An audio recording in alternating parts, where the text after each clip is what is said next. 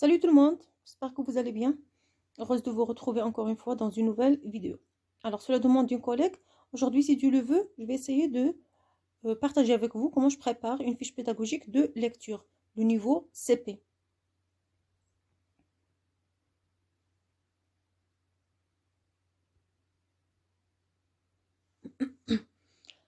Alors, on a l'en-tête. Toujours on commence la fiche par l'en-tête.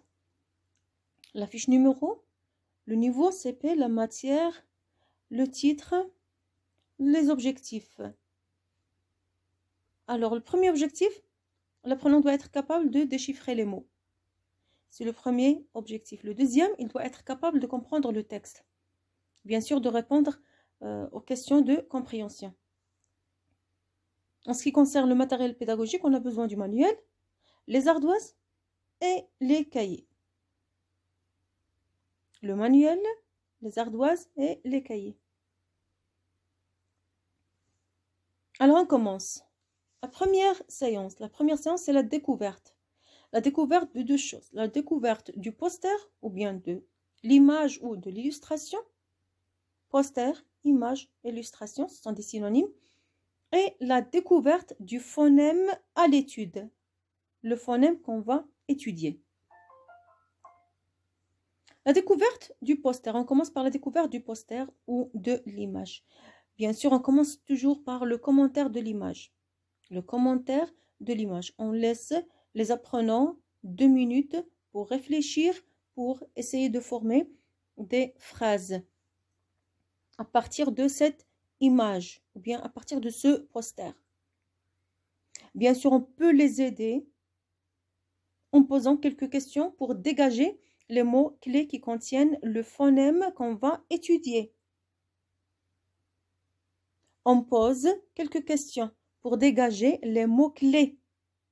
Les mots clés qui contiennent le phonème qu'on va étudier.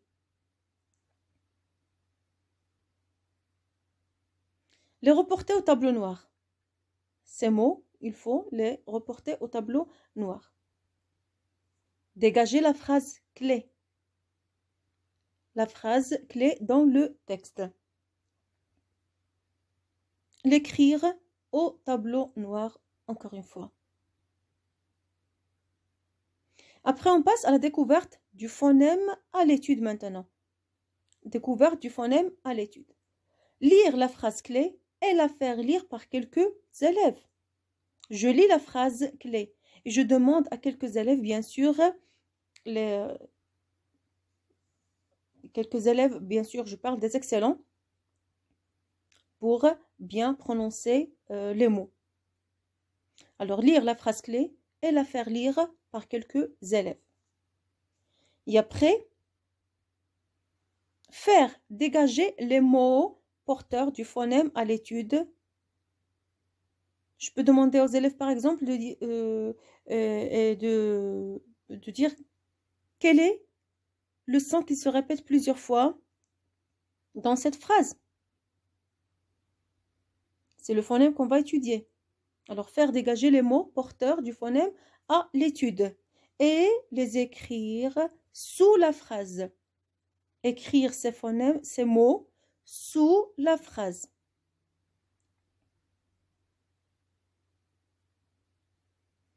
Faire le découpage syllabique et dégager le phonème à l'étude. On fait le découpage syllabique. Alors, faire le découpage syllabique et dégager le phonème à l'étude.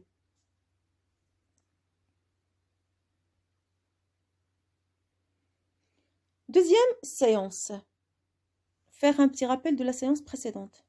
Faire un petit rappel de la séance précédente. Faire 3 activités de lecture au maximum sur le manuel ou sur le cahier d'activité. Bien sûr, pendant le rappel, on peut utiliser les ardoises.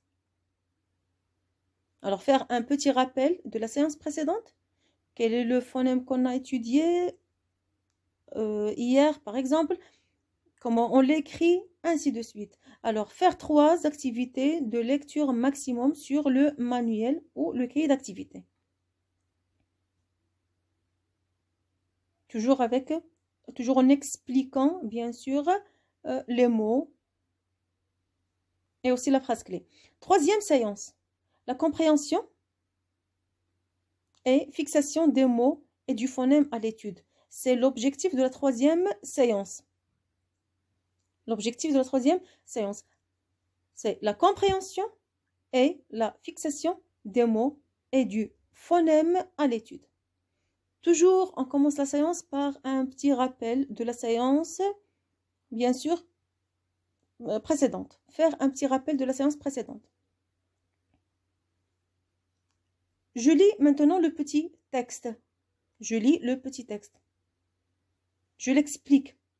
Et je demande aux élèves de chercher la relation entre les mots et l'image. Entre les mots et l'image. La relation entre les mots et l'image. La fixation des mots et repérage du phonème à l'étude. N'oubliez pas la répétition. Je demande aux élèves du CP de répéter. Répète, répète, répète, répète, répète. Toujours, on commence par les excellents, les moyens et après les élèves en difficulté. On ne dit jamais les paresseux, on dit les élèves en difficulté.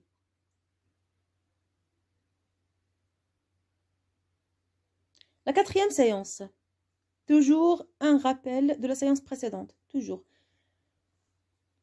Faire réaliser les activités restantes sur le cahier. On a déjà fait 3 exercices au maximum. Alors maintenant, on va essayer de les terminer. Faire réaliser les activités restantes sur le cahier. Toujours le rappel. Toujours les répétitions. 5e et 6e séance. L'entraînement à la lecture maintenant. Lire les syllabes. Je commence toujours par les excellents, les moyens et après les élèves en difficulté. Lire les syllabes, lire les mots et repérer ceux qui contiennent le phonème à l'étude. Lire, alors la première séance, on a travaillé juste sur la phrase clé. Mais maintenant, on va essayer de travailler sur tout le texte. Lire les syllabes, lire les mots après et repérer ceux qui contiennent le phonème à l'étude. Dans le texte, les mots, repérer les mots qui contiennent le phonème à l'étude. Et après, la lecture du texte. La lecture du texte. Normalement, on travaille 6 séances. C'est tout. Mais si vous avez le temps, alors vous pouvez ajouter une 7e, 8e séance, la lecture par quelques élèves et répondre aux questions de compréhension. Comme ça, on va atteindre l'objectif de cette leçon. C'est la compréhension et c'est répondre, c'est bien lire et bien comprendre. Déchiffrer les mots et répondre aux questions de compréhension, ça veut dire qu'ils ont bien compris le texte. Alors, merci à vous tous et à la prochaine. La prochaine vidéo, si Dieu le veut, je vais essayer de vous montrer comment réviser, comment réussir une dictée ou bien une auto-dictée, même sans révision. Je vais essayer de vous montrer quelques astuces pour réussir une dictée ou bien une autodictée, même sans révision. Au revoir et à la prochaine.